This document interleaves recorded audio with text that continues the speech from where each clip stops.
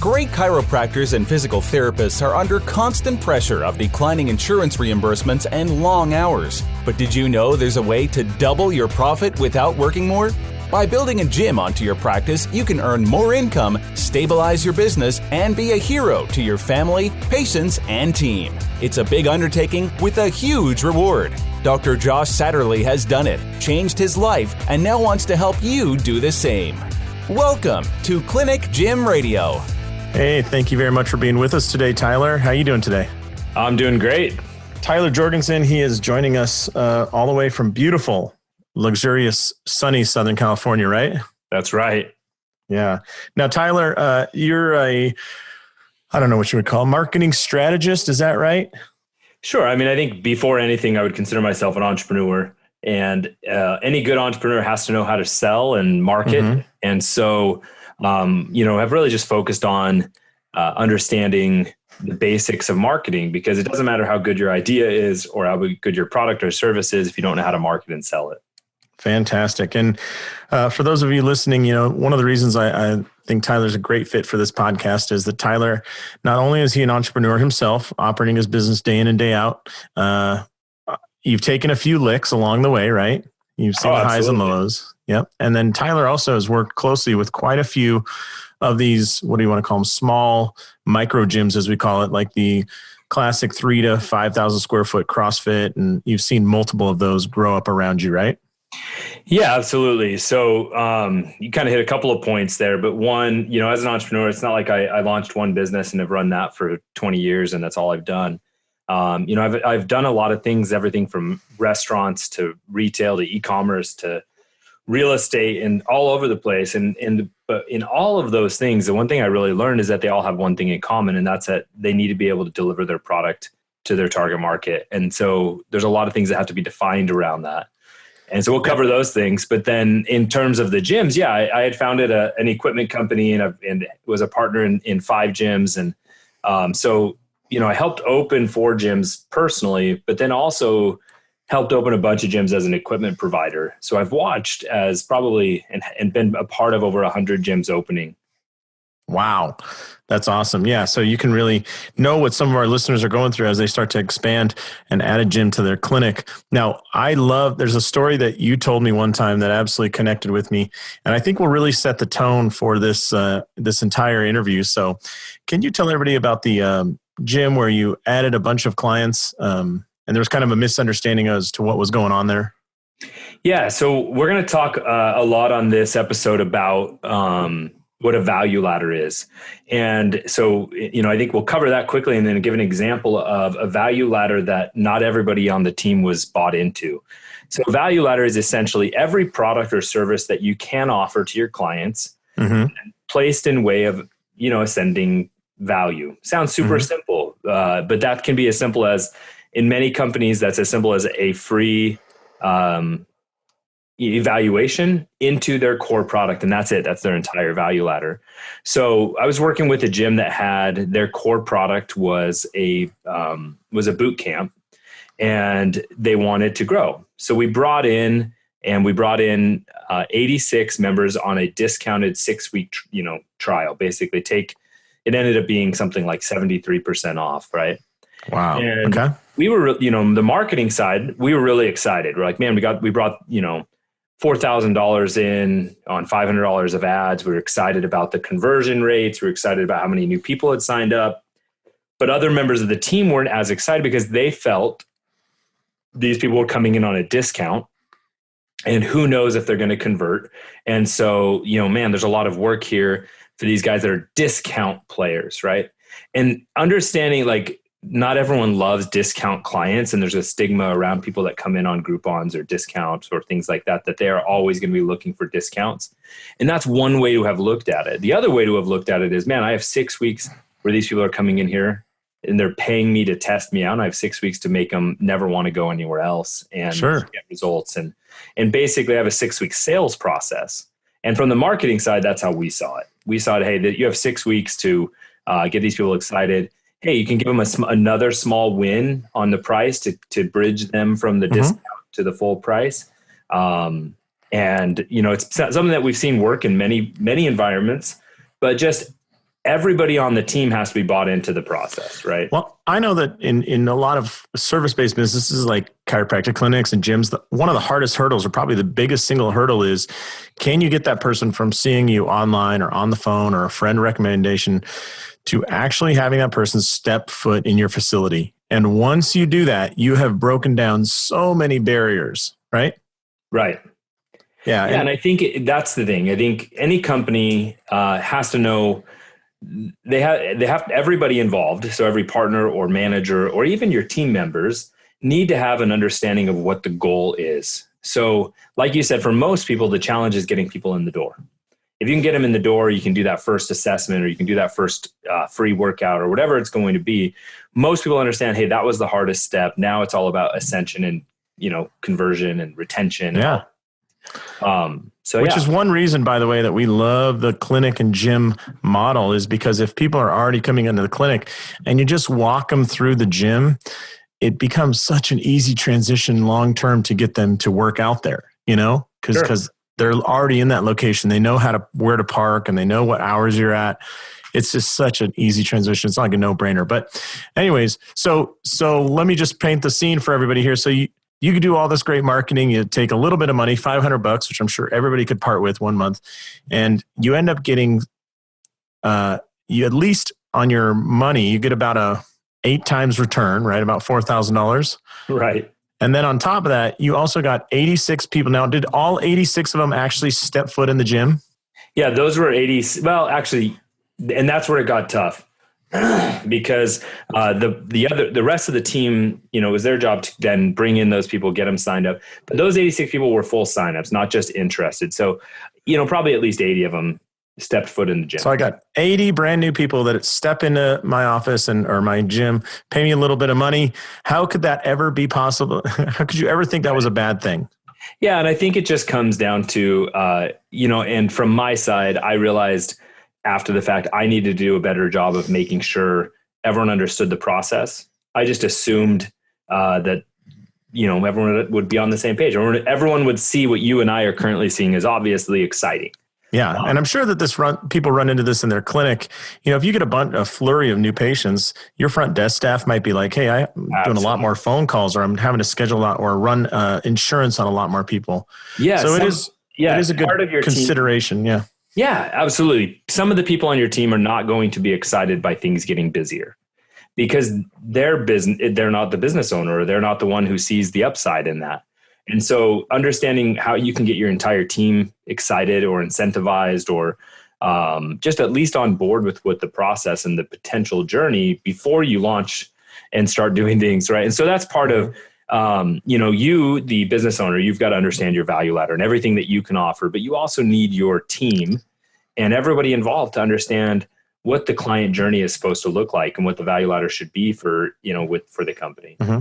So you've mentioned it 4 or 5 times now. So can you take us through how to establish a value ladder? And for those of you listening, this is thinly veiled. Tyler's the very first person who took me through a value ladder and just opened my eyes to the possibility here. And once you see it everywhere with every successful business, right? So can you kind of take us through what it is and how to establish it? Absolutely. I mean, so, your client, or most of the listeners here, are chiropractors that have a practice. And most people then, most chiropractic offices are pretty similar. You run either a free or a discounted evaluation, depending on what all you're offering in that evaluation. And then the goal is to get people coming in as much as possible for their visits, right? And they're going to charge anywhere from, $40 to $90 per visit. And that's it. There's just those 2 things. But a more established value ladder may have something in between there and may have something up above there, meaning, okay, that's a core offer. You've got to offer that. But what kind of wellness packages could be offered above and beyond the basic visit? What kind of, and sometimes you'll see, I know some chiropractors will have supplements or next adjacent products available. Mm-hmm. These are all things that can basically help you essentially make more money per person that comes through your door. Right. So can I simplify this? So yeah, please. If I go to McDonald's, and this is going to be a very, about as far away from health as you can get, but you go into McDonald's, their core product is, hey, I want a hamburger, right? And you say, hey, I'm going to have a quarter pounder with cheese. And that makes them say, I don't know, 25 cents in profit after they pay the cook and everything. Hell, they might lose money, right? Yep. But if their value ladder is, hey, why don't you upgrade from the quarter pounder to the quarter pounder meal, and then the quarter pounder meal with the dessert, and then, there's like an ascension model very simply there, right? Yeah, the greatest ascension model example of our era was, would you like fries with that? That one question boosted, revenue and bottom line profits, because fries are much more profitable than the basic sandwich. But you already have that person in there. You already have that person working with you. You already know them. So just like in a chiropractic office, if I said, all right, you're getting your adjustment and you're getting your treatment, would you like a massage next week? Right. I already have the customer in front of me. I'm already asking that question. If they say yes, and it's a cash service, there's a lot more profit in that offering, correct? Right, exactly. And so, some people have two, like they just don't have a value ladder established at all. And then some people overcomplicate it and they try to have a million offerings, but they're not organized. So it's just a shotgun approach, right? So you don't want a value scatter. You need a value ladder. You need an ascension model where you understand, based on where somebody's starting with you, what the next opportunities are. Okay. So back in your days at those gyms, could you give us a common value ladder you guys employed there? Yeah. There's kind of the low barrier offer, most common one, which is going to be a free workout or one free class. Mm-hmm. And then, some people then try to jump straight into the full sale. And you can totally do that if you have a really trained sales team. If you have a lesser trained sales team, then usually the next piece of the value ladder would be some kind of a discounted initial period of time. So half off your first month, something off of 6 weeks, something like that, where you're giving them an additional discount to incentivize them to start coming and showing up, building that as part of their habit and routine into a full price. And then after that, you could have personal training, right? Where they're doing, where they're paying significantly more to meet in with one-on-one or small group training, right? And then you can even look at meal plans and nutrition, and all of these things can be built into the value ladder to continue to add more value. And the reason they're called value ladders is because the goal is the goal is to make money. That is the goal of any business. But you do that best when you're providing the most possible value to your customer, to your client. Absolutely. I think if that person comes into a gym and says, hey, I want to lose 30 pounds, and you say, all right, well, we offer this 20-minute once a week workout, that's not going to be super valuable for their weight loss journey, right? But if I say, hey, I have workouts for an hour 3 times a week, plus a plan to do cardio on your own and exactly how many miles you should walk or jog. And we have this meal plan over here. And if you need it, we also have prepared meals so you can just purchase them and have them ready. And if you also need it, we have accountability, one-on-one coach that will call you every single day. Like, you start offering, essentially you're ensuring success at a higher level when you go up a value ladder, right? Right. Yeah. And what it does is it allows, there's going to be a percentage of people who naturally want more from you. Those people are often going to even ask you for it. But the magic happens in the people who would buy. They may have to overcome some objections. You might have to, go through a sales process. But those are the people who would want more if you can just show them the way. And so that's the goal of having the value ladder established. Takes that last piece of guesswork out so that you can simply move someone up to a greater service level. It's so simple when you explain it, but yet I see how powerful it is. Now, it's a little hard in service businesses, but traditionally when you're going and you establish a value ladder at a business, and let's say, in a chiropractic clinic, 100% of your customers essentially are taking your base level offering, which is that adjustment, right? Or follow-up visit. And for easy math, let's just say that's $50, right? Right. Do you have any common percentages of how many people will take that next step up on a value ladder? No, because really I wish I did, but it's so varied based on the company and the value, everything. How about can you tell a story maybe of how much adding a couple steps to that value ladder and having it established, what that's added to a company's revenue or something, to kind of give people a percentage of why would you do this? Yeah, absolutely. So how about this way? Like what would you say the average chiropractic office is doing in revenue a month? Just average, A month? Yeah, probably around somewhere between, I would say $40,000 is not uncommon. Okay. So let's say that $40,000 is average, and most of them are running a pretty flat value ladder, not well and established. So the thing is that when you've got essentially, four major factors in growing your business: the number of leads, the number of customers, how much you make per customer, and then how often that customer buys, right? So some chiropractors I know, the one thing that they'll do is, instead of saying, hey, I need you to come in every week, they'll say, hey, I need you to come in every other week, thereby increasing frequency. That's not always the best thing for that client, and there's some ethics issues that, would have to be covered there. But the other way could be instead saying, okay, how do I increase the margin? And that's what a value ladder can do. How else can what can I add to, instead of doing, and a great example in chiropractic is, hey, you know what, we're going to add therapy or treatment before or after the adjustment, right? And that's a little bit more, and that's a greater service. I'm going to provide more value, but I can charge more because I can do that. Right. One of the great things that I've seen is bundle packages within chiropractors. So, hey, you know what? I'm recommending for you that you come in 2 times a week for the next 4 weeks, and that's $50 a visit. But if you pay now and you prepay, I'll also add in a free massage. Right. So even just getting people to prepay, because that almost guarantees their frequency, or at least a guaranteed purchase, decreases drop off. And so even things like that. But so going back to your original question, how much have I seen? I mean, a well-established value ladder can absolutely double your profits, because out of that 40K that a company is doing, 25 of it's covering expenses and payroll and lease and everything like that. Right. So if you can add an additional 15K without having to add in new leads, without having to add in new customers, you're doubling your profit with the same amount of people coming through the door. Okay. Yeah. So doubling the profit, because number one, I'm not going to have, in a service business, anybody that doesn't show up, that's a missed opportunity of revenue, right? So I'm going to kind of eliminate that by maybe doing bundling. I'm going to have more opportunities for my super fans, as I call them. The people that really love you and really love being around you will want to buy anything. I actually had a woman, she was like my number one super fan. And I always tell people there was nothing that we offered that she didn't purchase. And if we had sold the building, she would probably have bought it. Like, hey, we're going to sell this place. You could own it. She'd be like, oh, okay, yeah, I didn't grab it. She got massage every week. She went to the chiropractor every week. She was in the gym a couple times a week.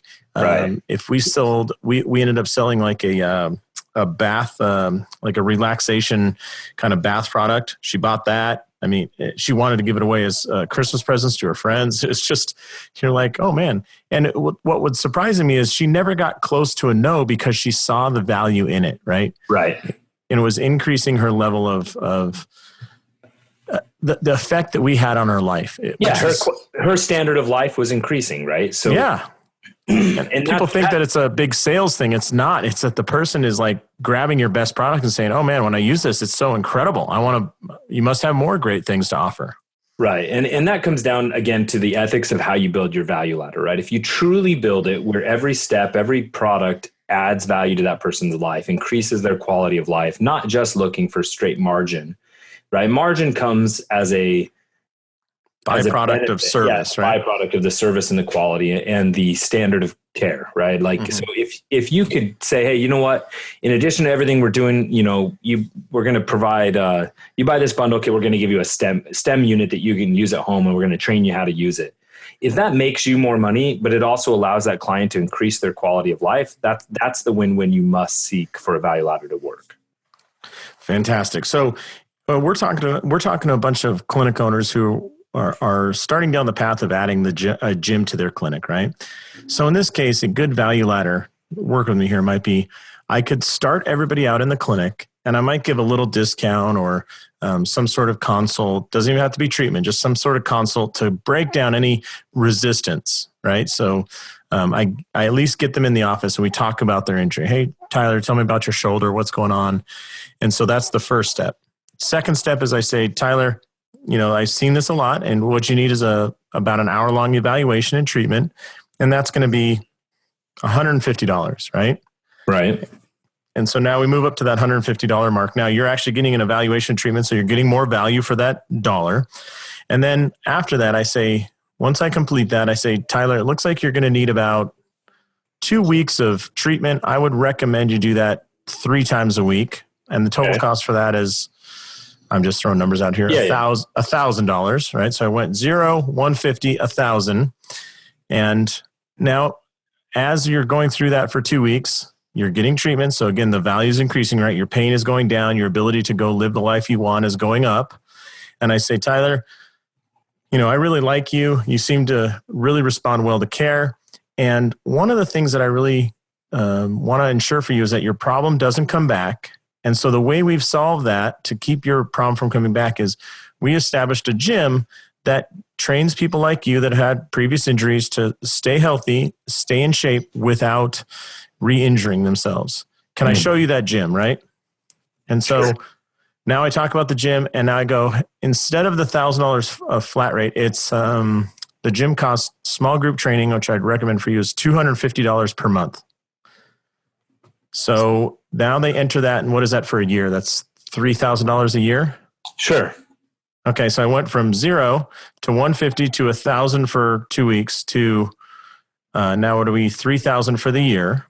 And now Tyler is in our classes. He's working out more often. He's in a workout he enjoys, he loves, and he's with a highly trained coach who's not letting him do the things that will cause his shoulder pain to come back, right? Right. So there's a good exchange of value. And then on my side as a business owner, I now have this recurring revenue of $250 a month from Tyler. And I like Tyler. He's a great guy. So I get to see him more often. I get to see him 3 times a week, right? He's just walking through. I get to say hi to him, but he's an interesting person. So I want to see hi.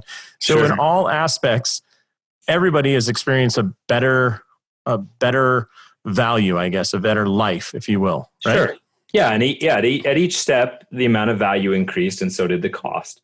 Now, the difference, like on the one you're building out, this value ladder, is essentially that last step of the value ladder, even though it's a $3,000 a year thing, it's only $250 a month, right? Right. And so, and that's a good example of how a value ladder doesn't always mean the immediate exchange of cash, right? It just means the total value. And so that the lifetime value of that customer could be $6,000 or $9,000 at that point.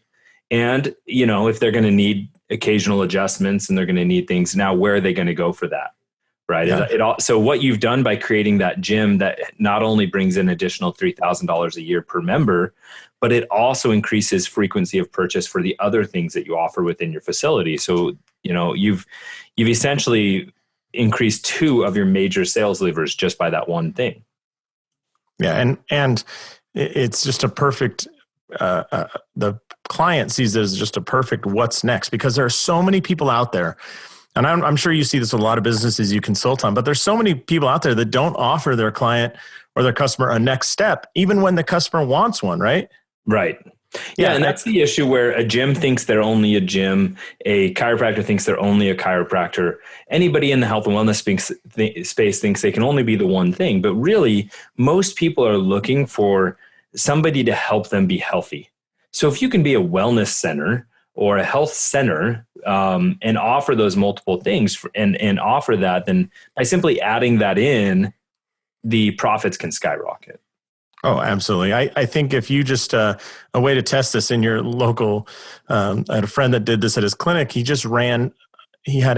Every Wednesday he had a nutrition clinic, and it was just come out. There's no cost, just show up. There's a nutrition clinic. And then, it was an hour-long thing. It repeated the same exact clinic for 6 weeks. Very basic things: how to read a food label, how to figure out your base metabolic rate, things like. This is like low-level stuff. But he did that, and then he just asked at the end. He just handed around a survey and said, "How many of you would be interested in ongoing nutritional coaching for, I can't remember, $99 or $149 a month? That would be this weekly class." And he got back like 7 out of every 10 people were like, yeah, I'd be very interested. And it's like, there's all these people that are just saying, hey, I'm willing to throw $100 or $150 at this problem, as long as you just help me, keep me accountable and meet with me every week. And it was like that business was just waiting to be grabbed, right? Yeah. And could you imagine if he had actually done a little bit stronger of a sale? Yeah. I mean, it was pretty passive of just passing around a piece of paper. And that's fine. Like, you got to start with that, right? But then once you build up the social proof and the rapport, move from closing 7 out of 10 to 9 out of 10. Right. But it's just showing you could have nutrition and a gym and a clinic and a massage and all these things that people perceive you as a health expert in your area. They want health products from you then, right? Absolutely. Now, and at the same time, the biggest warning I would give is make sure your core product is strong. You've got to have a good quality of service on the main things you're delivering before you start trying to add in. Otherwise, it's, there's going to be a disconnect. So you've got to over deliver everywhere you touch. And that's one of the tenets of a value ladder is what we call value stacking, right? Is you've got to make sure that they're getting better. Your base product has to be better than any of your competitors' base product. Your upsell has to be better than any of your competitors' upsell. Your standard of care and your attention to detail and your customer service has to be better than anybody else. And that's when a value ladder gets properly delivered and properly executed, is when every step gets over-delivered. I'll get right back to the interview with Tyler Jorgensen after this. Are you a chiropractor or physical therapist working long hours, worrying about lower repayments and missing out on quality time with your family? You can double your income without working more hours by adding a gym to your practice. Clinic Gym Hybrid Solutions has a step-by-step guide that dramatically simplifies and speeds up the addition of a fitness center and its monthly recurring revenue. In just 6 months, you can be on your way to freedom. Visit clinicgymhybrid.com today for a free downloadable PDF and complimentary consultation to get you started. That's clinicgymhybrid.com. One of the reasons that we encourage so many great chiropractors and PTs to start a gym is when you are good at this business, when you're excellent, and this is what I see in like the excellent providers, you don't see people as often. So instead of 8 times, I'm only going to see you 2. Well, the problem with that is now you have a factor of, 4 times as many new patients that you need. And, now they're like, it's a double-edged sword. It's or a catch-22. The faster I get people better, the faster I have to get a new client. And so it gets very difficult, which is why having that recurring revenue coming in from the gym is just a great way to make a little bit more money off every client, but in a way that delivers the care you believe in. Right. So I think the core product is always excellent for these people, but it's inherently like you're getting bitten by your own snake there. Yeah. And I think, a good value ladder will help turn somebody from just a patient to, what was the term you used? A super fan? Yeah. Super fan. Because they realize that they have this place that cares about them enough to serve them at multiple points, right? Like, oh man, my chiropractor isn't just a chiropractor. He's going to help me with my nutrition and my wellness and my fitness because, he cares about me more than just cracking my back. Right. And then when they start buying into that and telling their friends about that and doing that, right, that's when all of a sudden, your social proof and your first level steps of that value ladder start being marketed by your own community. And that's really when the ball starts rolling fast, right? Yeah, I call that the social proof snowball, right? So once, when you have the testimonials coming in and when you have people just raving about you, now then it's your job as an entrepreneur to take that and leverage it and say, okay, hey, I'm going to record these testimonials. I'm going to use these testimonials in my marketing. I'm going to, use these in my email follow-ups and those things. But that snowball is when things really take off. Yeah, fantastic. Now, I'm sure, Tyler, all your travels and all your consultations, you've seen a lot of businesses that actually had a great product and had a value ladder established, even if they didn't realize it, right? Mm-hmm. But can you talk a little bit about actually having a talk about your value ladder, actually put it out there in the world like you did to get those 86 people to go in the gym, getting it out there and just saying, hey, this is what we offer. This is the value or solution that we offer. Yeah. So do you mean like just a little bit about marketing? Yeah, sure. Okay. So sure. A lot of companies will spend a lot of their energy on stuff that makes them feel good, right? Entrepreneurs or business owners will build a big checklist and start knocking things off that checklist. And okay, we're going to build all of this inside. I'm going to change my letterhead. I'm going to change my this. But if they don't market it, then none of that mattered. right? And so I'm very much a marketing first mindset where, if you build all these things, but then you don't tell anyone about it, it might as well just not exist.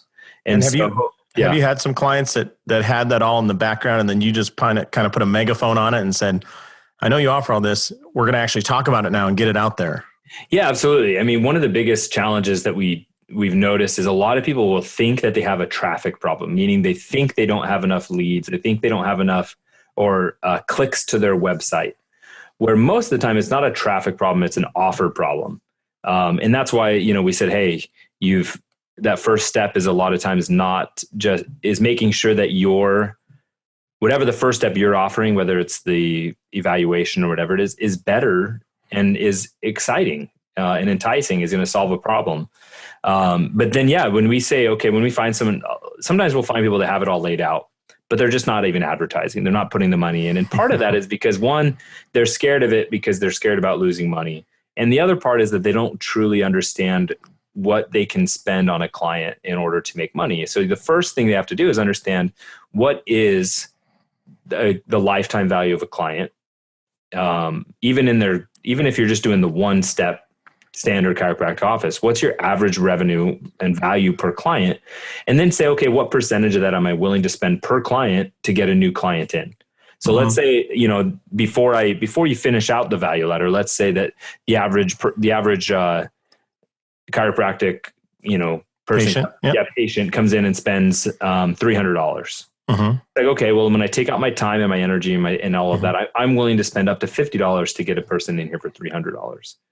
Well, that's great. But once you establish the rest of your value ladder, man, you might technically be willing to spend up to $100 because man, a percentage of these people are going to turn into $250 a month gym members. Yeah, I have a friend who's a financial advisor to very wealthy people. And he, on the front end, this sounds insane to me, but he says that he spends $2,500. He's willing to spend $2,500 just to get somebody on the phone and another $2,500 just to get him in the office. Literally, He sent a limousine to pick people up before. Oh, absolutely. Yeah. And that's just a matter of understanding your specific value of a customer. And if closing a new client's going to bring you in $30,000 and your margin on that's really high, then theoretically you should be willing to spend, $20,000 to get them in, as long as per converted signed up client, not just to get them in the door. Right. And that's understanding. So the challenge is that a lot of business owners are really good at their craft. They're phenomenal chiropractors, right? They do their craft really, really well, but they're not marketers. And so my biggest advice is understand the basics, right? Become a student of marketing and understand what a conversion rate is, understand what a lead is, and how to just understand those basic mechanisms.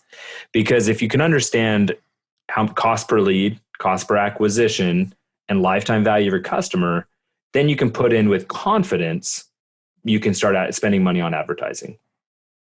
Right. It just makes perfect sense. You just got to be able to track it. Right. And it's tracking it. I mean, look, marketing is the scientific process. You have a hypothesis, you test the hypothesis, you record the results and make an adjustment and then retest. And so, you've got to be recording it and tracking it and seeing what it is. Too many people will just turn on Facebook ads. And a great example of this is people that will pay for things like Yelp or pay for things like white pages or yellow pages, where they don't have any idea what the ROI was of that spend. Right. But most pay-per-click advertising, like, every one of your clients should be advertising on Google, Apple, and, potentially Facebook, just slightly different. But, and being the number one result in your market combined with the best offer in your market. And then if you're tracking your analytics and your data and how much how much you're spending and how many new people are coming in and what your revenue is per new person, you can judge how much more you can spend. Very cool. I want to switch gears a little bit because you mentioned something that I didn't realize would be such a crucial part of this, but talking about the offer and having that great offer. And I think a lot of people, in the service business, we're just taught like, hey, my client comes in, I take care of them, I evaluate them or whatever, I deliver great care, and that's it. And our offer, quote unquote, is just our new patient exam. That's exactly the same to everybody.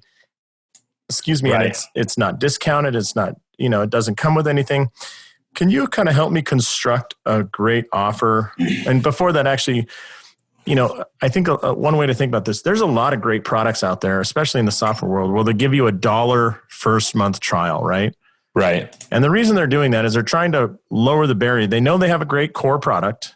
They know once you use it, you'll fall in love with it. But they're saying, hey, if I let you use it for just $1, you show a tiny little bit of commitment by spending $1, then you and I are going to have a great relationship. And I know I'll catch you on the second month, right? Right. Yeah. And so, those you're describing essentially what in marketing we call the lead magnet. So one of the first things in establishing a value ladder, the low level offers are typically lead magnet, tripwire, core offer. So what's the thing that you're giving out for free just to attract people to at least look at your page? Are you giving a free download, a free course, a coupon? See, what's funny is the coupon is free, right? When they redeem the coupon, that's the tripwire. What are you giving them to click on your link instead of somebody else's? What's attracting them to you? Okay. And then, then that tripwire of what is the first thing they're doing to spend money? What's getting their wallet out? What's getting them interested? And then, so you're asking though, how do you craft the best offer? I don't think, go ahead. No, I think that in service business, it's really hard to think like, what would be a good offer? I don't want to do this for a discount because it sends the wrong message, right? Yeah. And that's exactly what I was starting to get to is I think, because a value ladder, like the example of a value ladder often has lead magnets and tripwires, people think that they need to have those. Mm-hmm. My thing is the very first thing you need to establish in your value ladder is your core offer. Your core offer needs to be amazing. And so if you're a chiropractor and you look around and your core offer is the same price, the same service, the same quality as all of your competitors, then your core offer sucks. And that's the first thing to fix. Ouch. That's going to sting a little bit. But I mean, what's different? You smell better. You wear nicer cologne. Your front office staff has a better smile. Like in the end, those aren't real offer changes. So what can you do to stack the value in your core offer? That's the very first question. So for a chiropractor, it's, what, can I give the treatment before the adjustment for free? Can I give, what else can I provide? Can I send them home with, at home work or things to do on their own, stretching? Can I give them a booklet? Can I give them something tangible that they can take home that other people aren't doing? Sure. How about foam roller or something like that supports their care? Yeah, absolutely. And the instructions on how to use it. So once you fix your core offer and that's working well, then you can say, okay, what can I add in before that core offer so I can get more people in here to talk about my core offer? I think this is where the mother test comes in. So I always tell people, when you're looking at how you would want it to go, a good way is if your mom called you, let's say your mom lives, 3 states away, and she calls you and she's, oh, Tyler, I went to the most amazing, forget chiropractor, the most amazing dentist. Right. Well, what was different about it? Oh, well, number one, their office was just beautiful. Everybody there was so nice. And it's like, okay, well, there's a lot of offices with nice staff and beautiful. Right. They better all be nice. Right. But then, when I had my teeth cleaned, I was really nervous. And so what they did is they had a lady come over and give me a little shoulder massage to kind of loosen me up and get me to relax. And you're like, wow, that's different. Okay. And then they did this special treatment where it didn't hurt my gums as bad when they were, cleaning my teeth. And then afterwards I got to lay there and, they handed me an iPad to watch my favorite show on. So they just wanted to make sure that I felt okay. And then after that, I went, and on my way out, this lady gave me a little box of candies. And I just thought, wow, what dentist ever gives you candy? It's great. Like what you're hearing is that story that your mom wants to tell you. That's what you should develop in your own offer. Yeah. And dentists are a great example because they notoriously are really good at the upsell, but not the value increase, right? So, they'll catch you with your mouth open and tell you, hey, we need to add this one more thing for you. And you just go, oh. But what happens is that client leaves upset. I mean, the number of people I talk to, my own family included, that leaves a dentist office feeling cheated, feeling upset, feeling like they'd been cornered. and manipulate it, like it's a stunning number. And Okay. so if you can shift, again, it's value ladders aren't about just increasing dollars. Value ladders are about increasing the quality of service first, and then the dollars come, right? So, and you gave a great example, like little things simply improving the quality of the experience. It can be every office that you go into is going to have a waiting room and basic magazines. What can you start in that room? What could you do differently in that room so that people want to talk about that waiting room? And, you're going to give an iPad. I don't know if you're going to give everyone iPads. That seems a little crazy, but hey, who knows? Maybe. And that's where you have to start looking at the value of the offer. What are you doing differently? So you're just not a commodity, because the minute you become a commodity, the challenge of actually creating a real value ladder falls apart. Yeah. And in the world of service, what most people don't realize is like service businesses is if you provide a better experience, you can put in almost as much profit as you want. Whereas if you're going to become a retail seller like Walmart, where there's literally zero service, right? I mean, they're trying to do away with the lady. Yeah. They have a greeter. And I think that's the only service professional in the entire building. Right. But, so they now have to say, we're the low price leader. Like you don't ever want to get in the world of price comparison, right? Well, there's that old adage that if you can't be the lowest price, there's zero strategic benefit to being the second lowest. Yeah. So if your goal is to generate a low cost chiropractic clinic like turnstile, then okay, go low cost, low touch point. The only value you're offering is that your adjustments are $25 and you're churning through. There's no client experience. Be the Walmart of chiropractors. That's what The Joint is trying to do. And if that theory worked, it's saying it's $29 a month for unlimited adjustments. If that theory worked, that place should have a line out the door, and it doesn't. And why is that? People want that service. And the bottom line is most chiropractors, that doesn't match their values either. So there's going to be a disconnect of the individual and the service. Yeah. You just went to a place that I know has a very high value perception, which is Disneyland, right? Right. Yeah, we go there. I know we're switching gears here, but the reason I want to bring that up is there's a perfect example of it's not cheap. You took, how many kids do you have? 4 kids, and so you were almost $1,000 in the hole just walking in the gates, right? Right. Yeah. But the value they provide is incredibly high, right? Yeah. And especially historically, like when you look back to the experience that Walt wanted the person to experience, he was all about entering into a different world. And that's why it's like fantasy land and all the things are lands, is because he truly wanted you to feel immersed and like you'd stepped into an alternate reality and left your cares behind. And if you can bring that same level of attention to detail and same level of, essentially building a cult-like following, then you're going to have that same kind of a willingness to pay above market rate. Yeah. Or in their case, in Disneyland's case, there is no market, right? They are the market. They're in the theme park business. So you could compare them against their competitors who are always running deals and discounts and bundles and stuff, because they in order for them to get people into the gates, they have to use the price lever. Disneyland can raise their prices and watch attendance increase. Right. And that's because they're in the experience business. Yeah. Well, I hope that happens for everybody who's listening today. Well, Tyler, I know we're wrapping up. We're getting short on time here, but how can our people get a hold of you if they want to kind of work with you and they really like this idea of building a value ladder? Sure. If you go to BizNinja.com, that's probably the easiest place to find me. And I'm a big believer that before you build a value ladder, you have to set your goals. So you can download a Dreamline Calculator, which will take your dreams and your goals and put them on a timeline. And you get that at bizninja.com/dreamline. So that's probably the best way to connect with me. Fantastic. So that's biz, like BIZ, and then the word ninja, right? That's right. bizninja.com/dreamline. And that'll take all these goals that we want to do and help put them out into a usable timeline. That's it. Fantastic.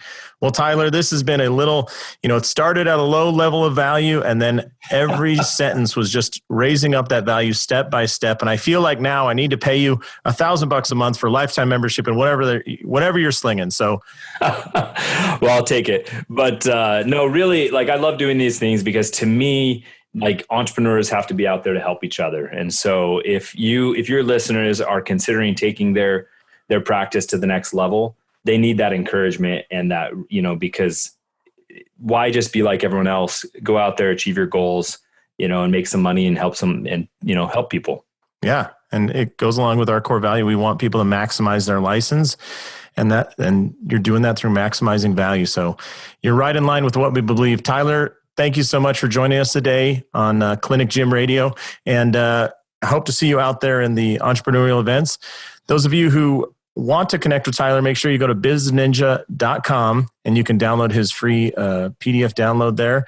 And from everybody here at Clinic Gym Radio, on behalf of Tyler Jorgensen, go out and achieve your dreams. Thanks, everyone. Thanks for listening to Clinic Gym Radio. If you're ready to double your profit without working longer hours, please visit clinicgymhybrid.com and find out how easy it is to get started on your path to freedom.